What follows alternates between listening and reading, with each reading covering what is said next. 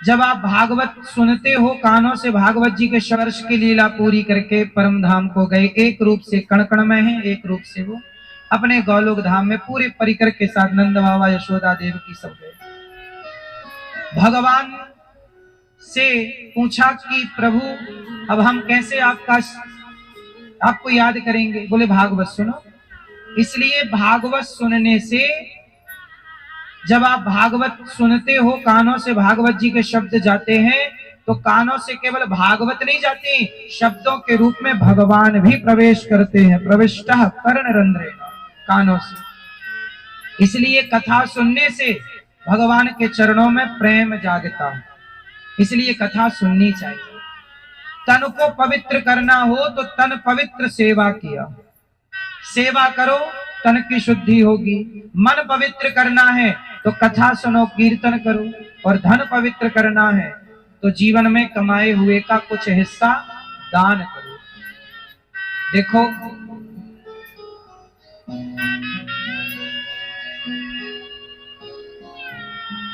हम अपने जीवन में जितना भी पैसा कमाते हैं, वो सारा पैसा हमें देने वाला कौन है? बताओ, लक्ष्मी जी किसकी पत्नी है? बोलो, नारायण की।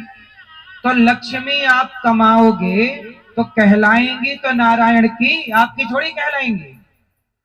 वो पत्नी तो नहीं की है, आपकी तो हो नहीं सकती, वो आपकी माता है, वो आपकी माँ हो सकती है, पर कहलाएंगी नारायण की। इसलिए लक्ष्मी जब नारायण से जुड़ती हैं तो लक्ष्मी प्रसन्न हो जाती है। और लक्ष्मी जब शराब से जुड़ती है, जैसे आपने पैसा लिया और शराब की दुकान चले गए, भाई साहब जरा देना एक पौआ, तो आपने एक पौआ जब खरीदा तो पैसे कहाँ जा रहे हैं? लक्ष्मी कहाँ जा रही है? शराबियों के हाथ में। और जब तुम्हारी माता शराबियों के हाथ में जाती है तो तुम्हारी माता तुमसे रूठ जाती है, नाराज हो जाती है कि तुमने मेरा दुरुपयोग किया। जब लक्ष्मी सही हाथों में जाती है, पुण्य अच्छे कार्य में, तब लक्ष्मी प्रसन्न हो जाती है। इसलिए आपसे मेरी प्रार्थना है कि आप अपनी लक्ष्मी को सही जगह लगाओ। सही जगह क्या है? गौरी गोपाल आना और गौरी गोपाल आकर के देखना, आपको सही जगह मिलेगी। वृंदावन में गौरी गोपाल आश्रम में सवेरे सवेरे साधु संतों की सेवा होती है। हजारों साधु आते हैं, ये लाइन लगी है, आप टीवी पर देख सकते हो। हजारों साधु संत आते हैं, भरपेट प्रसाद, जिसे जितना चाहिए। वृंदावन में ऐसे ऐसे संत हैं जो भिक्षा मांगकर खाते हैं और दिन भर वृंदावन की परिक्रमा करते हैं, दिन भर भगवान का नाम जपते हैं। ऐसे साधु संतों को आपकी रोटी मिलेगी, आपकी रोटी खाएंगे तो निश्चित है कि वो आपको उस रोटी का फल जरूर देंगे। साधु रोटी लेता है तो फल देता है। तो आप भी अपनी बेटी के नाम से, अपने बेटे के नाम से ये पुण्य का कार्य करो और आप भी अन्न दान कर सकते हैं। गौरी गोपाल आश्रम में जो अखंड संतों की सेवा हो रही है, वैशाख का मास है, अन्न दान करिए। बताइए, साधु संतों की सेवा करना सही है कि गलत है? सही है। आज मुझे यहाँ एक दादाजी मिल गए, उन्होंने मुझे खूब आशीर्वाद दिया, कहा बेटा जैसी सेवा गौरी गोपाल में हो रही है ऐसी सेवा हमने कहीं नहीं देखी, कहीं नहीं। वो आए गौरी गोपाल, देखा उन्होंने। कल भैया एक बोले कि हम रात्रि के 11 बजे गए गौरी गोपाल वृंदावन, हमें भरपेट भोजन मिला। रात के 11 बजे आप आओगे ना तो हजारों लोग मिलेंगे आपको गौरी गोपाल में, लाइन में खड़े हुए भोजन करते हुए आपको मिल जाएंगे। रात के कभी भी आओ, चेक करो, मैं रहूं ना रहूं, आप अभी भी जाके चेक कर लो, ये लाइनें लगी रहती हैं। 30,000 लोग नित्य प्रसाद पाते हैं गौरी गोपाल जी की रसोई में। एक बार एक दिन की रसोई आप भी बंटवा के पुण्य के भागीदार बन लो। आपका भी अन्न वृंदावन तक पहुंचे, साधु संत खाएं, भक्त खाएं। 1 लाख रोटियां रोज बनती हैं गौरी गोपाल में। 1 लाख रोटियों में 2-4 रोटी आपकी भी हो सकती हैं यदि आप चाहो तो। सहयोग।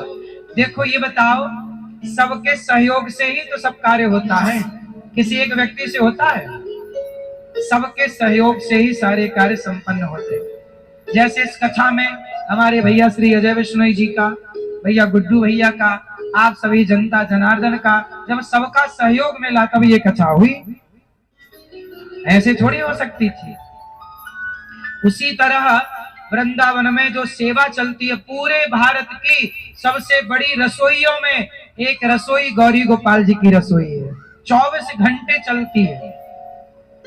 ये सेवाएं सबसे बड़ी सेवा है। सोचिए वृंदावन में लाखों लोग रोज आते हैं, सबको निःशुल्क भोजन मिल जाए, कितनी बड़ी सेवा। गौरी गोपाल आश्रम में एक दिन की सेवा आप भी कर सकते हैं, पुण्य के भागीदार आप भी बने और आप भी एक वृद्ध माँ के लिए रोटी दे सकते हैं, वृद्ध माँ का सहारा बन सकते हैं। गौरी गोपाल आश्रम में वृद्ध माताएं रहती हैं। वो माताएं वहां क्यों रहती हैं जानते हो? क्योंकि उनके अपने बच्चों ने निकाल दिया। यदि उनके अपने बेटा बेटी रखते तो भला उन्हें वहां रहने की क्या जरूरत थी। जब अपने साथ नहीं देते तो किसी को तो साथ देना ही पड़ेगा। तो उन माताओं के साथ के लिए भगवान ने हमें इस धरती पर भेजा है कि जाओ उन वृद्ध बेसहारा माओ का सहारा। आप भी किसी एक माँ को गोद लीजिए, 290 माताएं हैं वृद्ध माएं, आप उनको भोजन दें कि आज हमारी तरफ से माँ को भोजन, रात्रि का दूध आप अपनी तरफ से बंटवा सकते। जो आपको सेवा से जुड़ना है सेवा कर सकते हैं। गौशाला है गौरी गोपाल, 400 गैया है, 125 नंदी है। आप भी गौ दान कर सकते हैं। गौदान जीवन में जरूर करें। गाय के लिए भूसा का दान करें, चारा का सहयोग कर सकते हैं। और गौरी गोपाल गुरुकुल है वृंदावन में, जहां गुरुकुल में पढ़ाने वाले आचार्य आज यहीं बैठे हैं हमारे। और गुरुकुल में 150 लगभग 150 बच्चे हैं। बच्चों का रहना खाना पढ़ना लिखना सब निःशुल्क है। वो बच्चे, मैं भी गुरुकुल में पढ़ा तो मेरे ऊपर गुरुकुल का ऋण चढ़ा, तो मुझे लगा कि मैं भी गुरुकुल बनवाकर बच्चों को पढ़ाऊं लिखाऊं सेवा करूं। तो आप भी गुरुकुल में पढ़ रहे बच्चों के सहयोगी बने। और इस भूमि पर, मेरी मातृभूमि पर एक स्कूल बने, एक विद्यालय बने, गौरी गोपाल विद्यालय, जहां बच्चे पढ़ें कक्षा 1 से लेकर 12वीं तक। और ये क्षेत्र के भक्तों को, बच्चों को निःशुल्क शिक्षा प्राप्त हो। केवल शिक्षा नहीं मेरी माँ, संस्कार। यहाँ जो बेटी पढ़ेगी ना गौरी गोपाल विद्यालय में, यहाँ जो बेटा पढ़ेगा, गारंटी लेता हूं मैं, वो बेटा कभी अपने माँ बाप को वृद्धाश्रम नहीं भेजेगा।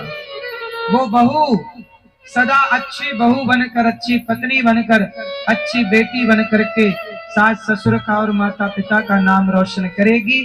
जो संस्कार आज समाज ने खो दिए हैं, उन संस्कारों की स्थापना करने का अब समय आ गया है। यदि आप सब साथ देंगे तो हमारे गांव के हमारे भैया जी ने आज सवेरे कहा कि हम हर साल 5055 रुपए का सहयोग करेंगे गौरी गोपाल गुरुकुल के लिए, मतलब यहाँ विद्यालय के लिए। यहाँ विद्यालय बनेगा।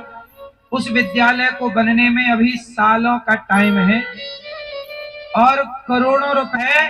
तो दूसरा मुसलमान कभी उस मुसलमान को देखकर हंसता नहीं है। कभी मुसलमान को देखकर नहीं हंसता कि तुमने टोपी क्यों लगाई है। लेकिन आज हिंदू तिलक लगाने लग जाए तो पड़ोसी हंसने लग जाते हैं हिंदू लोग, यार तुमने तिलक लगा रखा है, बड़े पंडित बन रहे हो, बड़े भक्त बन रहे हो। अरे जब हिंदू ही हिंदू पर हंसेगा, जब मुसलमान को टोपी लगाने में शर्म नहीं आती, तो हिंदुओं को तिलक लगाने में शर्म क्यों आती है भाई?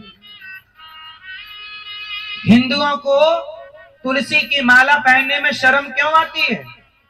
क्या तिलक लगाना तुम्हारी संस्कृति नहीं है? बोलो। माताएं तिलक लगाएं, पुरुष तिलक लगाएं, सबको तिलक, सबकी शिखा होनी चाहिए, सबके गले में तुलसी की माला होनी चाहिए।